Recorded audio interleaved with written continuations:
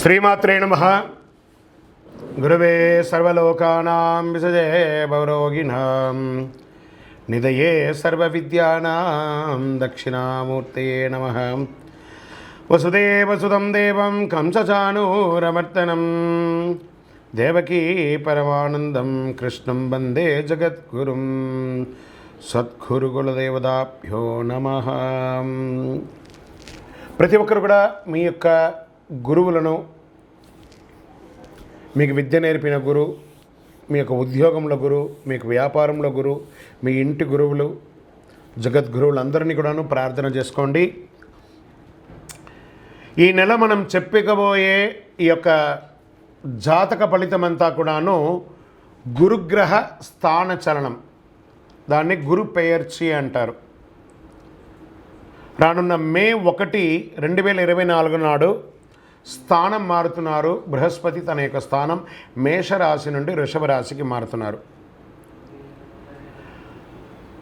మే 1వ తేదీ క్రోధినామ సంవత్సర చైత్రమాసం కృష్ణపక్షం శ్రవణ నక్షత్ర బహుళపక్ష అష్టమి మధ్యాహ్నం 1 గంటకు మేషరాశి నుండి వృషభ రాశికి మారుతున్నారు బృహస్పతి.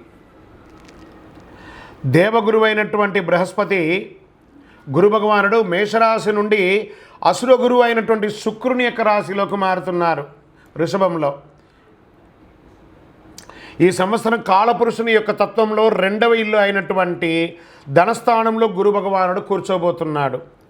గురు భగవానుడు గోచార ప్రకారం 2, 5, 7, 9, 11లో సంచరిస్తే అద్భుతమైనటువంటి ఫలితాలని చెప్తారు. గురు చూసిన కోటి లాభం అంటారు. గురు భగవానుడు అనుగ్రహం రావాలంటే అంత ఈజీ కాదు. అది యోగమే కదా. అది వచ్చిందంటే నవగ్రహాల్లోనే శుభప్రదమైనటువంటి గురు భగవానుడి యొక్క సంపూర్ణ ఆశీస్సులు మనకు కావాలి.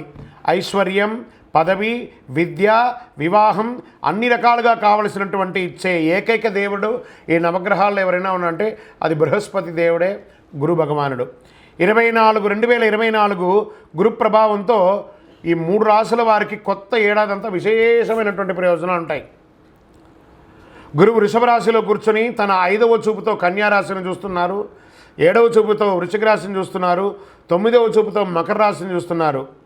సో ఈ 3 రాశుల వారికి జాక్పాట్ అని చెప్పచ్చు, ఇంకా జాక్పాట్ అనే చెప్పచ్చు. మిగిలిన రాశులు తీసుకుంటే తులారాశి వారికి ఉన్న 8వ ఇంటిన అర్ధాష్టమ శనిగా వెళ్తున్నారు, ధనుసు రాశికి 6వ ఇంట్లో వెళ్తున్నారు, షష్టాష్టమంగా వెళ్తున్నారు. ఈ గురువు పెయర్చి ద్వారా మేష, కర్కాటక, వృశ్చిక, మకర రాశులకి అద్భుతమైనటువంటి ఫలితం. బాగా గుర్తుపెట్టుకొని మళ్ళీ రిపీట్ చెప్తున్నాను. మే 1వ తారీఖు నుంచి 1 సంవత్సర కాలం మేషరాశి మిత్రులారా, కర్కాటక రాశి మిత్రులారా, వృశ్చిక రాశి మిత్రులారా, మకర రాశి మిత్రులారా, మీరు పట్టిందల్లా బంగారమే. కానీ మీ ప్రయత్నం చేయాలి. ప్రయత్నం చేయకపోతే బంగారు వచ్చినా కూడా ఉపయోగం లేదు. అంత అద్భుతం. ఈ గురు భగవానుడు అన్ని యోగాలు ఇవ్వబోతున్నాడు. వృషభ, మిథున, సింహ, తుల, ధనుసు రాశి వారు, మీనరాశి వారంతా కూడాను సుమారైనటువంటి ఫలితాలని పొందుతున్నారు. గురు పెయర్చి అనేది గురుస్థానం సంవత్సరానికి ఒక్కసారి జరుగుతుంది. కొన్ని మాసాల్లో అధిక సారంగానూ, కొన్ని మాసాల్లో వక్రగతిలోనూ ప్రయాణిస్తూ ఉంటారు. గురు పెయర్చి ఫలితాలు మాత్రమే ఒక జీవితం యొక్క మార్పుని, వారి యొక్క జీవితాన్ని మారుస్తుంది అంటే మాత్రం చెప్పలేనండి. బాగా గుర్తుపెట్టుకోండి. గురువు మారగానే మీ జీవితం మారిపోతుందంటే కూడా నేను ఒప్పుకోను. మీ యొక్క పుట్టిన జన్మ రాశి, జన్మ లగ్నం, మీరు పుట్టిన సమయంలో ఏదైతే ఉంటుందో మీ యొక్క గ్రహ బలంతోనే జీవితాలు అనేది మారుతుంది. వారి జాతకంలో ఉన్నటువంటి దశాబుద్ధుల గ్రహాల ద్వారానే జాతకం మారుతుంది అని కూడా చెప్పడం జరుగుతుంది. ఓకే, ఈ గురు భగవానుడు అంటే ఎవరు? అసలు మనకు ఒక బయోడేటా ఉంటుంది కదా, నేను సో నా పేరు ఇది, నా గోత్రం ఇది, నా ఇల్లు ఇది, నేను ఇంత చదువుకున్నానని. ఈ గురువు ఎవరు? ఆయనకి సొంత ఇల్లు ఏది? ధనుస్సు, మీనరాశి ఆయనకి సొంత ఇల్లు. ఉచ్చరాశి ఎవరు? కర్కాటక రాశి. నీచరాశి ఎవరు? మకర రాశి. ఆయనకి ఇష్టమైనటువంటి దిశ ఏది? ఉత్తర దిశ. అతిదేవత ఎవరు? బ్రహ్మ. బృహస్పతి గురుని యొక్క రంగు ఏది? పసుపు. ఆయన ప్రయాణం చేసే వాహనం ఏది? ఏనుగు. ఆయనకి ఉపయోగించే ధాన్యాలు ఏంటి? శనగలు. ఆయనకి ఇచ్చే పుష్పాలేంటి? రోజ్బెర్రీ అంటారు. వస్త్రం పసుపు రంగు వస్త్రం వారికి ఇష్టం. వారు ధరించే రత్నం ఏంటి? పుష్యరాగం, కనక పుష్యరాగం. వారికి ఇచ్చే నివేదన ఏంటి? శనగల పొడితో తయారు చేసిన అన్నం చాలా ఇష్టం వారికి. వారికి ఇచ్చే లోహం ఏంటి? బంగారం. ఆయన యొక్క జాతి ఏంటి? మగ జాతి. ఆయన యొక్క అవయవం ఏంటి? కండరం ఆయన యొక్క అవయవం. స్నేహపూర్వకమైనటువంటి గ్రహాలు ఈ బృహస్పతికి ఎవరెవరున్నారు? సూర్యుడు, చంద్రుడు, అంగారకుడు. శత్రుగ్రహాలు ఎవరు? బుధుడు, శుక్రుడు.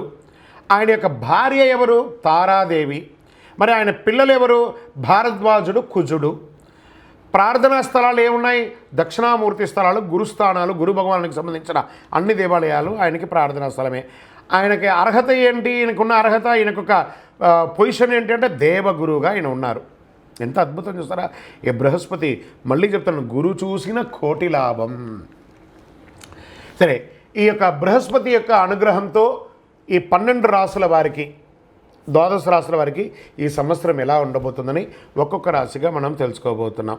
ప్రపంచమంతా నివసించే కన్యా రాశి మిత్రులారా, మీకు ఈ యొక్క గురు పేర్చి గురు స్థానం మారడం వల్ల జరిగే ఆ రాశి ఫలితాలు ఎలా ఉన్నాయి?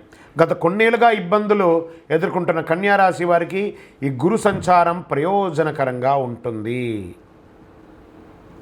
గురు భగవానుడు మీ రాశిని మరియు 3వ ఇంటి అయినట్టు మరియు 9వ ఇంటిని చూస్తున్నాడు. ఇది ఉత్తమ కాలం అవుతుంది. ఆర్థిక పరంగా కన్యా రాశి వారికి చాలా అవకాశాలు వస్తున్నాయి.